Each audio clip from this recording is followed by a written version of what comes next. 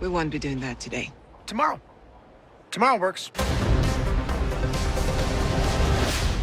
Think about finally having everything you always wanted. I can save today, but you can save the world. Steve. Diane.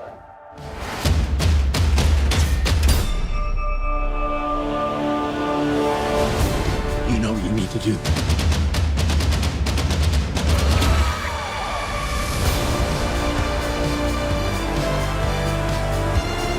Nothing good is born from lies.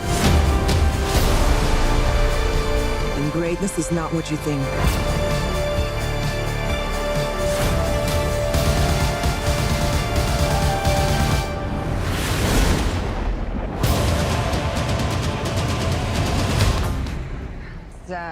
That's just a trash can. It's just a trash can. Yeah. Welcome back, everyone. It's Charlie. This is going to be my new Wonder Woman 1984 trailer preview breakdown. They just dropped a bunch of new images. We have our first look at what Cheetah actually looks like during the movie, so we'll break it all down. If you're new to the channel, be sure to subscribe to get all the videos. We're also doing a movie ticket giveaway. All you have to do to enter is be a subscriber and post your favorite Wonder Woman theory in the comments. I'll name a new winner at the end of this, so we'll just break this down top 10 WTF style, starting with number 10, Maxwell Lord and Cheetah staring at this black rock object on his desk. This is the real MacGuffin of the movie. It explains everything about what's going on with Steve Trevor coming back to life, and how everything goes completely crazy in the movie. As the earlier trailer and previews implied, Cheetah in the movie, played by Kristen Wiig, starts out as Barbara Minerva, an archaeologist working at the museum. They give her a bit of an origin story during the movie, but she's just meant to be this awkward, normal, funny scientist when we meet her at the beginning of the film. Number 9, of course, Wonder Woman also works at the museum, so they're kind of keeping continuity with the first Wonder Woman film, Batman v Superman, and all the stuff that they set up previously. So this is still in keeping with the Justice League timeline, even though they've retconned some things about her backstory. We saw her working at the Louvre in the previous movies. In present day, Wonder Woman 1984 obviously takes place during the 80s, as the title implies, so apparently she just worked at the museum in Washington, D.C. during the 80s before going to work at the Louvre. The Black Rock passes through the museum, so that's where it sort of enters the plot, and that's how they encounter it, because they're both working at the museum. Number 8 WTF, Maxwell Lord is apparently not a telepath like most people probably know him from the more recent comic book stories. He's obviously the main villain of the film, but it was a big question about what his powers would be. Pedro Pascal and Patty Jenkins explained that what's going on with him at the beginning of the movie is that he's actually closer to the original version of comic book Maxwell Lord from Justice League International when he was first introduced in the comics.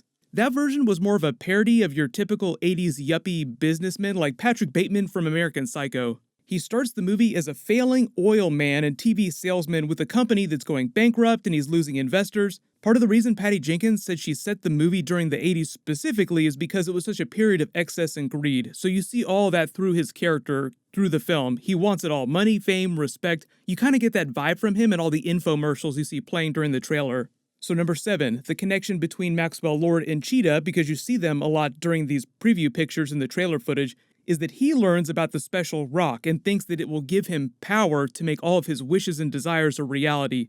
But Cheetah, or Barbara Minerva, however you want to think about her, doesn't start out being a villain. She's just this normal person. She's meant to be sort of a tragic villain in the sense that she's a good person at the beginning of the movie who's corrupted by greed and Maxwell Lord. Remember, the whole theme of the movie is about what greed does to people. Turns you into a metaphorical monster, and obviously, because it's a comic book movie, eventually a literal monster.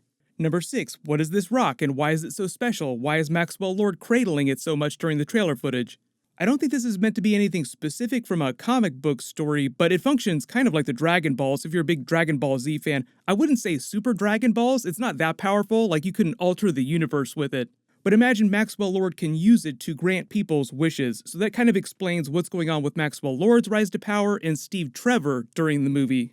The movie kind of continues to world build in the DC universe with more magical artifacts that you see during the trailers. Like she's wearing her special golden winged battle armor from the comics. What makes the wings work? Well, it's kind of enchanted with god-level magic. I know there's a lot of you DC Magic fans that are hoping that they eventually make a Justice League Dark movie at some point with a bunch of magic characters. Wonder Woman and Shazam Black Adam movies are kind of the beginning of that, magic-based stories inside the DC universe. Number 5 WTF. So what's the deal with Steve Trevor?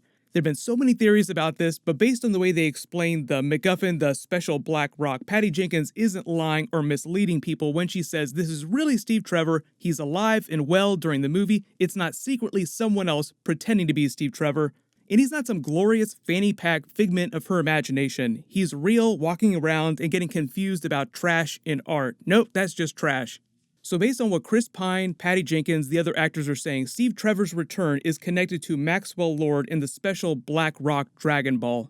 If it were possible for Wonder Woman to be greedy, what would she want? Well, she wouldn't want to be sad about Steve Trevor anymore, she would want him back.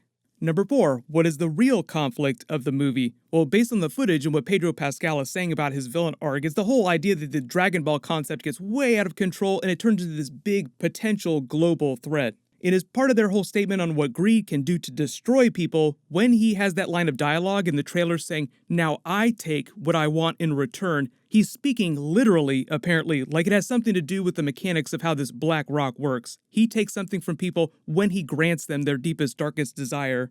Number 3, Wonder Woman vs. Cheetah, obviously longtime rivals in the comics. Cheetah, probably one of her most infamous comic book villains.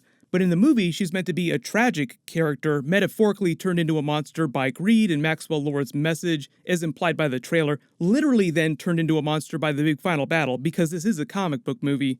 She actually has to show up as Cheetah in the movie at some point, so logically that just plays into the themes of what's going on. This is actually a recent promo picture from some merchandising material, so I don't know if this is what she will actually look like when she becomes comic book Cheetah. The design of the picture looks like it's right out of the 1980s, but it might just be a partial form. They've been tweaking the movie for a long time now in editing and post-production, so I'm assuming that this will look a little bit different during the final version of the film. Number 2, the golden armor. So yeah, it looks super badass in the trailer. It's implied that she needs this because of what's going on during the big final battle to protect her from Cheetah's attacks when she gets her crazy comic book abilities. It looks like she's in the middle of some big fight here when she's wearing it in the trailer. The wings come off, so maybe Cheetah just starts ripping the armor to shreds when she gets her claws. I think part of the idea of a fight like this, though, is that even if Cheetah becomes more powerful than Wonder Woman, just in terms of power scaling, that Wonder Woman is still a much better fighter, much better tactician. An early prediction, that's probably how she'll wind up beating Cheetah, some clever twist. Like, yes, you could wish to be as strong as you want, but you're never going to be a smarter fighter than me. A lot of people forget just because Wonder Woman is so powerful that she's actually been training to fight for so long, fought in so many battles. She's a way better tactician and smarter fighter than pretty much everybody else. In the number 1 WTF, obviously, what about the Wonder Woman sequels, Wonder Woman 3? Patty Jenkins and Gal Gadot have already said that they're going to make Wonder Woman 3, but they're not thinking about doing it as another period piece set during the past, so it implies that Wonder Woman 3 will take place at least somewhere near present day, providing a lot more opportunities for crossover with other big characters. Really good example, recently, right after Aquaman came out, Jason Momoa was talking about Aquaman 2. He's like, I would love to have Wonder Woman in Aquaman 2. But that movie isn't coming out till 2022, so if Wonder Woman does cross over into other movies in present day, we won't find out about for a while. Some of the future DC movies will continue to be connected to the original Justice League timeline. The one movie I think that's going to fix some of their minor continuity issues because of the way they're treating their new films is the Flashpoint movie, as everybody would expect. They did say it'd be a very different type of Flashpoint from comic book Flashpoint, but it's the same basic concept. The Flash totally derps the timeline and it changes a few things, and then they use that to sort of fix their DC timeline of movies. And even though it's still a long ways off, people like Zachary Levi, obviously playing the Shazam character, has said that the idea is that he would eventually join the Justice League in the next Justice League movie when that does wind up happening, but it's probably going to be several years. He was also one of the people who was like, I would love to have Wonder Woman in one of the Shazam sequels, so maybe cameo from Wonder Woman in Shazam 2 or Shazam 3. They're actually getting ready to shoot Shazam 2 and the Black Adam movie simultaneously this summer. Do you smell what the Rock Black Adam is cooking? But everyone, post all your Wonder Woman theories in the comments below. What do you want them to do with her character next? Who do you want her to cross over with in present day? I will do a new Black Adam video sometime soon. They've been talking more and more about Justice Society in that movie, so it sounds like it's going to be really cool. But congratulations to the giveaway winner from my last DC video, Mystery Solved. Please email me on the About page of my channel on the desktop website so I can get your details. Everyone, click here for that new Joker deleted scene and alternate ending video, and click here for the Batman teaser trailer video. Thank you so much for watching. Everyone stay awesome. This is The Way.